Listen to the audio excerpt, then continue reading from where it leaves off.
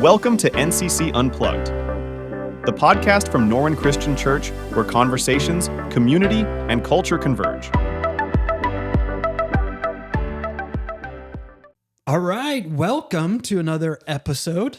I am joined with our tech and media director, Matt Mastroianni. Hello, Jeff. How are you? I'm good. Good. And my name is Jeff. Jeff, this is Jeff Terpstra, our preaching minister that I'm joined with to my right. That's right. Yeah. Why'd you look down in your arm when you said I right? always get... You still do that L thing? Hey, that's okay.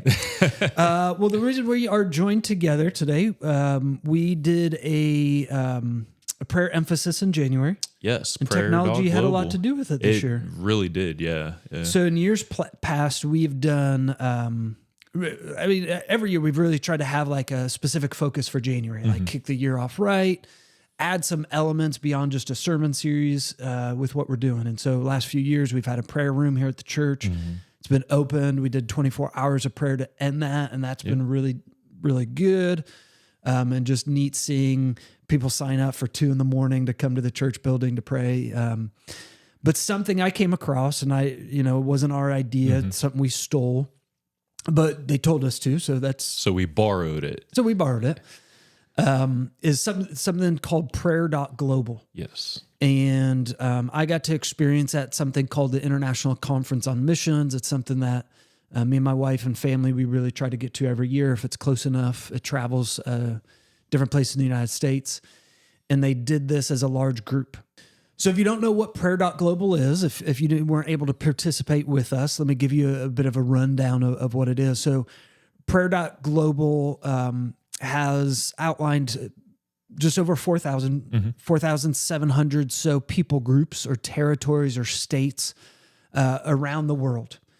And you scan a QR code or you connect to a prayer lap. And a prayer lap is praying for all of those 4,700 some territories one time. And that's a prayer lap around the world. And so they give you the tools to do it as a church, to create your own prayer lap. And so everybody that like scans your QR code or goes through your website goes to your prayer lap, and it gives each person that connects one territory. Yeah.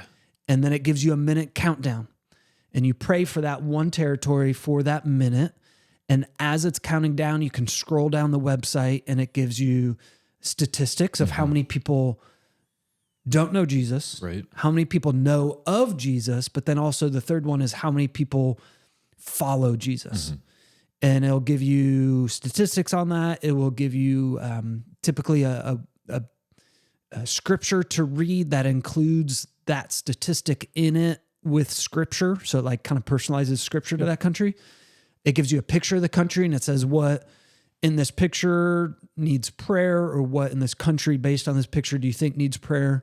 And it kind of, I like the pictures. We'll get into it more later. But then they give you another verse, and you kind of finish your prayer. And so that's really cool because you can specifically pray for the population, the picture, you use that territory's name. And so it's just so cool. And then you can, pray multiple times for that. Our goal as a church was to pray throughout the month of January and complete one lap. Right. And so we were able to accomplish that in less than a month. 26 days. 26 days, which was so cool. And it was really neat because Matt knew that behind the scenes. You were watching it. Yep. It happened during our first service on Sunday morning. Yeah. On Sunday morning, at 9:20 a.m., we completed our lap, which was during that first 8:45 service. So that was really cool. Like when we went to announce it, I thought we were actually going to do a prayer in service, and then the slide went up that you created to say like we are 100% complete, which was so cool. Yeah. That was really cool. Just to kind of start off as a church body at the beginning of the year with a common goal in mind, and then be able to just complete that. And we just, I think, arbitrarily picked 30 days. Like, let's get this done in January. Yeah. And just to see us get it done before that. Now we're on our second prayer lap, and whenever this posts, who knows what prayer lap we may be on then. Yeah. And we'll keep going. I mean, if people are using that, it's not like something we hold on to in our house, to the church. It's a technology that's just being used. Yeah. And so you can, if you want to participate, just go to prayer.global. They actually have a list of all the ongoing prayer laps. So like if another church is doing it or another organization, or they just have it on their website. So you just go and click prayer and it pops right up. Yep. And what was neat about our church was like we accomplished it. That's not to say in an arrogant way, but there's something to say like, I am contributing to what our church body is doing. Yes. There's something physical and present when you participate in a church body. Scripture over and over again emphasizes being part of this body, and the letters are addressed to a specific body. And like, there's just something tangible about that. And I think this technology was used in that way, which is just a cool element. That it's like, when we had the prayer room here at the church before, it's like, well, how many people are using the prayer room?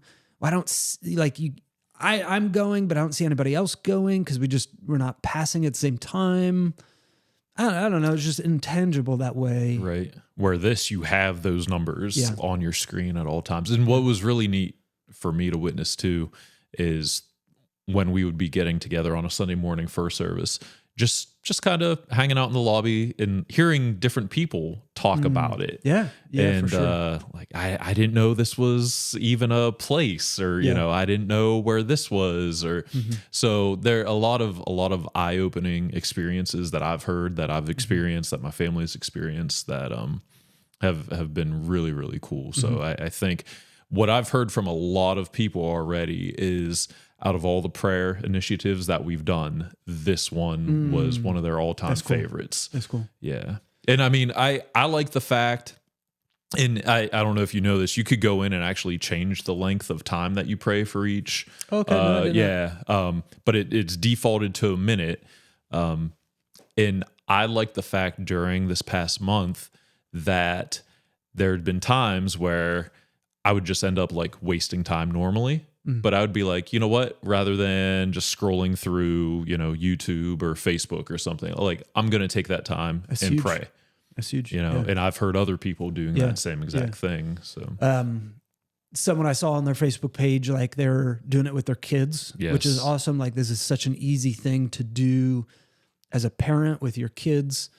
You're not creating, some prayer schedule or doing all this research, but then it prompted them to do more research. Yes. So they go, why is the population, why is there such a disparity between those that know Jesus and those that don't? Let me go research this. Oh, there's a Muslim country. Oh, like this. And where in India is this? Like India is such a populous country. They had a lot of little tiny dots on the map. Yeah. Like they would go and research it. And I was like, that is so cool. Like prayer is leading them to have a heart for these people. Yeah. Maybe it's just 5 or 10 minutes, but to let your kids' curiosity lead you to these places. Right. Like that was really cool. So prayer.global is one initiative of this technology that's being used. And off the top of my head, I forget, I looked again this morning at the group that's behind it. But what was really cool, like when I heard about this at ICOM, is like, we give this away for free. Like we paid a lot of website designers and I don't even know the job titles of these people to create this type of technology, programmers.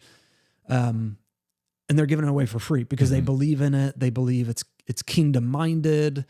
We as a church didn't have to pay to create a prayer lap. Right. And that is just, when I heard the heart behind it, I was like, oh yeah, even more. I want to do this. Well, just having somewhat of a background in web design and tech and media and everything, that was one thing too. As I'm doing these prayers, I'm thinking like, how did they do this? Like, there's a lot of work. Yeah, a lot of work that went into this for sure. And then for them to, just give it away really shows the heart of what they're trying to do. Yeah. Did you use the app at all or just on desktop? I used the app mostly. Yeah. Okay. Yeah. So I really did it just on desktop. Oh, okay. All right. And so, I mean, even that, to have their own app and for it to work with everything. Yeah.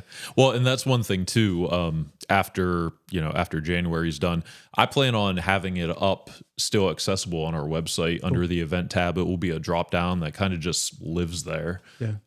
Because I definitely, it's such a great thing. Yeah. And if this became your daily prayer rhythm or part of it, man, Right. Absolutely. Yeah. Keep using that. Were there anything that like really stood out to you in doing your prayers? There's some stood out to me. So I think the pictures are what stood out to me. Okay. I'm a visual person. That's like how my memory works. Like if I picture where I was in that moment, it's more of a vivid memory. So I think I just responded to that, like, and I think I understood what they're doing with the picture. So I think it would probably just be like a Google image that came from that picture, Right. or from that territory. It wasn't like a Christian picture per se. Like sometimes it was somebody on the road, like it was just a car. I had one that was just like a roundabout, and I was like, okay, well, what's here? But it just those little details of like, oh, but I can see this country looks like 20 years behind our country, and I can see there's poverty over there in that corner a little bit because of that beggar over there. And so like, but other people responded to the pictures differently. Like, they thought it would be more like a Christian picture, like a church meeting, right? Or something like that. Okay. Or like, so I think just the way the technology is, because they had to curate 4,000 pictures, maybe it was a more automated thing than others would have liked. Yeah. Maybe. Okay. No, I get that. Yeah. I know for me, the little stick figures, the people icon, whenever they would list how many non-believers, followers, Christians, really stood out. A lot of the ones that we did, like there was one, it was 1 out of every 600 people were followers of Jesus.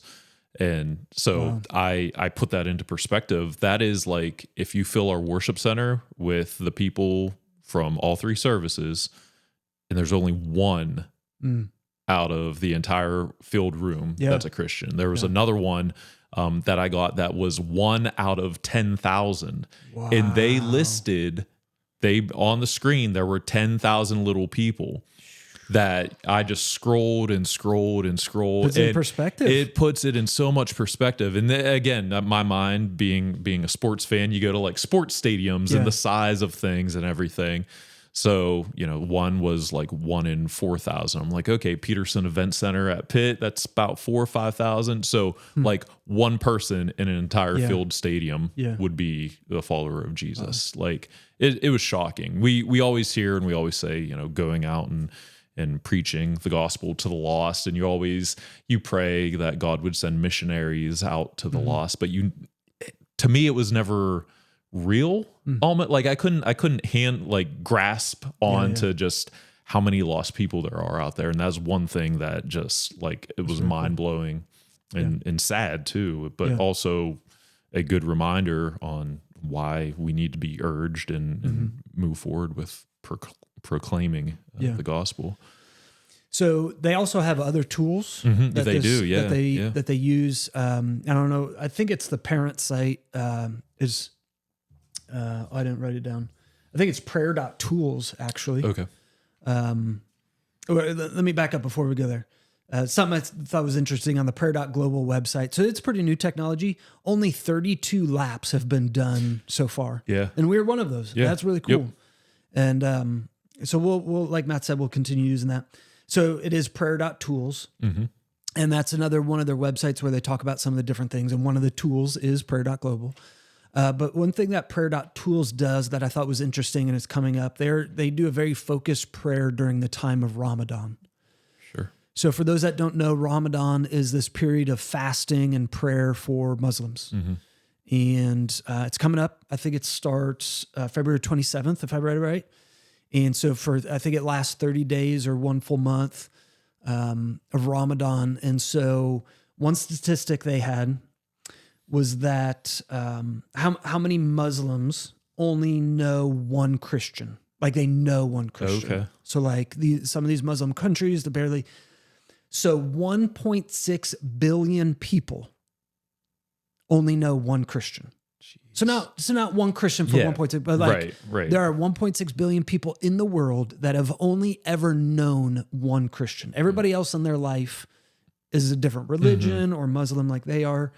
And so I thought that was mind blowing. Like some of Yeah, you said, like yeah. puts in perspective of some of those things. And so on that website, they're trying to do nonstop prayer for that whole month. And so Nice. like what we've done for our prayer room is you can sign up for 15, 30 or 1 hour slots. And you do it, there's 11 different languages. So depending on what language you speak, you sign up for your language of prayer. Then it brings you to specific territories to pray for. So you can pray for the Muslims in Egypt. You can pray for the Muslims in Manhattan, New York. You can pray for Muslims, like just some different key spots. And so that, just looking through that, like the way they're organizing it, the way they're using technology for really focused. And so I haven't signed up, but I want to.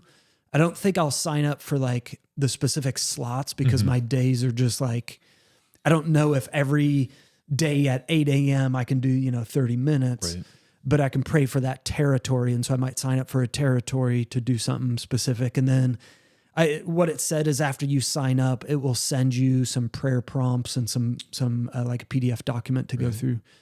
So I thought that was really cool too, is like, they don't just let you hang out there, be like, okay, good luck. Yeah. Just like Prayer.Global, they give you some very specific things to pray for. That's what I found very helpful too with Prayer.Global was the prompts.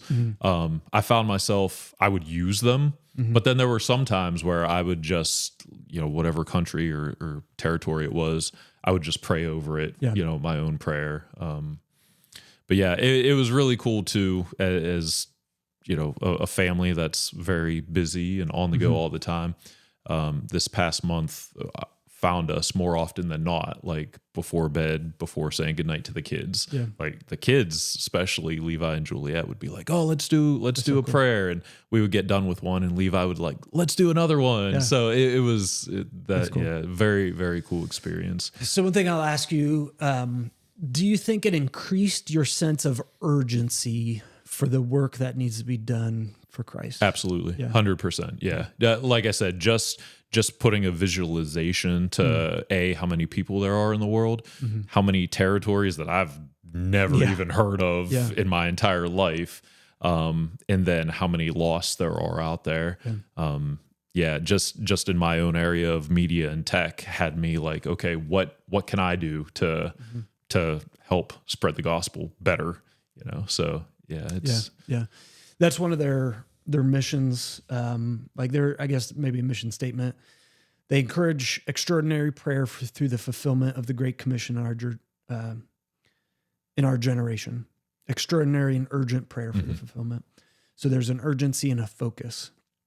And I thought just that word urgency, I was like, I think we experienced that in our church. There's a sense of urgency of like, we need to get it done in January, but an urgency of like, this isn't a game we're playing. Right. Like this isn't like, oh, we're going to have fun and one day we'll settle down and take this thing serious. It's like, no, if we believe in heaven and hell, if we believe Jesus is the Savior, people need to know about him. Yeah. To that point too, there was another prompt in some of them that would list, in the next 100 hours, there's this many people in this country that will pass away without knowing Christ. And like I'm getting chills thinking about it. Like that's like those people are lost for eternity. So how much more of a urgency does that put on us to fulfill what we can here and, supporting missions and missionaries? Yeah. So, to kind of broaden our scope a little bit of this podcast, I want to talk a little bit about prayer. Cause I think we can often sometimes question like, well, why are we praying? What's the point of praying? Like if God already knows my heart, he already knows my request, then why am I coming to him? And sometimes I just want to say like, well, because he told us to. Yeah. Like we do because there's a sense of obeying. Okay. But we've just talked about how a simple online tool can bring us into a better space with that. So like what else is out there that maybe does motivate us beyond, okay, it's the right thing to do. So we'll start with one passage here from Hebrews 4. Let me see what verses I was going to include in this one. 15 and 16. It says, "For we do not have a high priest who is unable to empathize with our weaknesses, but we have one who has been tempted in every way, just as we are, but yet did not sin. So let us approach God's throne of grace with confidence, so that we may receive mercy and find grace to help us in our time of need." So this is comparing Jesus, and the book of Hebrews does this a lot, Old Testament, and how Jesus is better than the things of the Old Testament. He's a better high priest. High priests are those that go between you and God, because you are not good enough to be in the presence of God. And so you bring your sacrifice to the priest who sacrifices it, hoping to atone for the sins that you've done. Okay, Jesus is better because we don't have a high priest who's unlike us. Actually, he is like us. He can empathize in our weaknesses because he became human. This is the really cool thing. This maybe is off track a little bit. Is like, we needed someone that was like us, but we also needed someone that was like God. That's impossible except through Jesus, who is God, but came down to be like us. Okay, so he's tempted every way, just as we are, but yet he didn't sin. So that actually makes us more confident in approaching God's throne with confidence to receive mercy and find grace. One translation says, draws you closer. Okay. That word confidence draws you closer. And I've used the illustration before of like, who's confident enough to wake up a king in the middle of the night because they're thirsty and they need water? Like, no one other than the child, right? Like, and partly maybe in their, okay, this isn't a sermon, Matt. So we are because like in our prayers is that drawing close to the throne. And so part of prayer is like, why wouldn't I want to do that? Right. Why wouldn't I want to approach him with confidence and these requests that I have for mercy and grace to help us in our time of need? Now, our January focus was more on others and their need, but that's part of prayer too. Well, I think too, if you look just on our earthly experience as parents, right?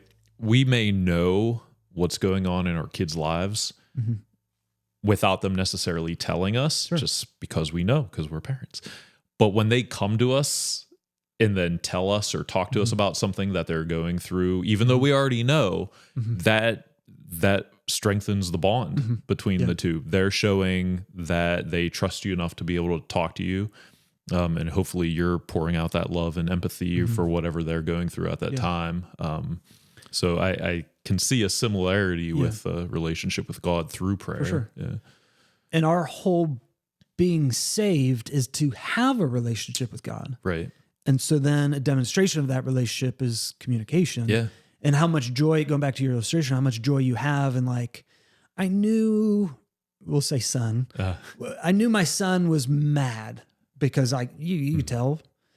But the fact that he came to me and talked to me about it and confided in me and is exploring that emotion with me, and like, you have joy that he can do that, and then you empathize with him to, like, so, and that's just as humans. Yeah. How much more in a spiritual sense with our Father, with Jesus mediating for us, of like, he has joy in us just coming into his arms and saying like, I can't do it. I've tried to do it, or I'm mad in this situation, whatever it might be. So yeah. One thing too, just prayer in general, I know recently in my life has been just praying the right prayer by not putting God into a box. And we've talked about this before, but you know, sometimes I know for me struggling with, you know, certain sins or whatnot, it's like, please, when this happens, like, you know, help me not to do this, or help me to avoid temptation here, or not give in to temptation. Where I specifically remember in one day, I was like, you know what, rather than praying that you would help me, just like, I trust you to take this out of my life completely. And to this point, once I prayed that prayer, it's been a total transformation for me. Something like I've never experienced before with that. And then I look back and I'm like, wow, I was, you know, I was praying by just like my worldly knowledge and what I think he might be able to do, but he could just like crush this if I ask him. Yeah. So, Yeah. And there's, maybe we'll do another podcast on prayer. This one was more kind of like our January thing.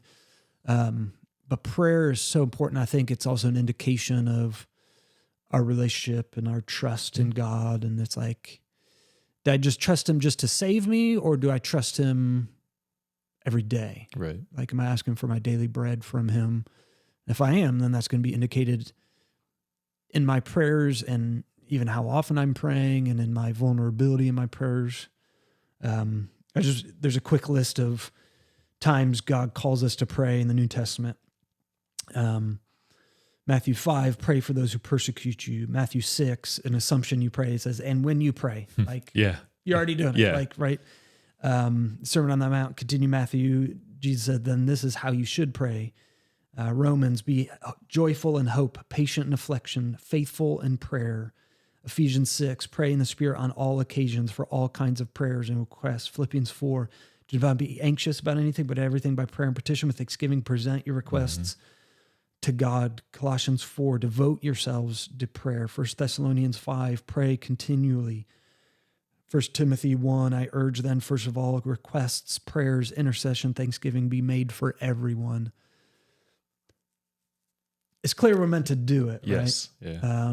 It's just hard. So, I don't know. I hope, our focus in January has somehow helped you in that way. It's a tool. It's a tool in the toolbox. Right. We think as a church, the more tools we can put out there, like this podcast, like maybe that prayer emphasis in January didn't hit home for you. Maybe this prayer, like the podcast doesn't at all, like that's fine. It's just a tool to use for you. You have your thing. Maybe your prayer is more contemplative and you got this thing where, you're in a dark room and you've found your place and that's where you've come to talk with God, and that's your style of prayer, then that works for you. That's great. We just think it's so important to have that connection with God and that be part of your relationship. I was going to say, any tool we can use in our daily lives to shut the world out and draw closer to God, to me, I'm going to use it, So. Yeah, let us know if prayer.global was helpful for you. Maybe you used it in a way that we didn't talk about and might be helpful. Hopefully there's some more tools that we'll use as a church to continue in that. But we really hope that you had a great January. You were able to participate with us, or you go and explore some of those tools if you haven't already. Thanks so much for listening today. Thank you for tuning in to NCC Unplugged. If you've enjoyed our podcast, please be sure to rate and review it and share it with your friends and family. If you are interested in learning more about Norwin Christian Church, visit our website at norwinchristianchurch.com. We also invite you to join us at NCC for one of our 3 services. Sundays at 8:45 and 10:30 a.m. and Thursdays at 7 p.m. We have engaging classes for all ages, ensuring there is something meaningful for everyone in our church community. Thanks once again for listening, and we hope you have a great week.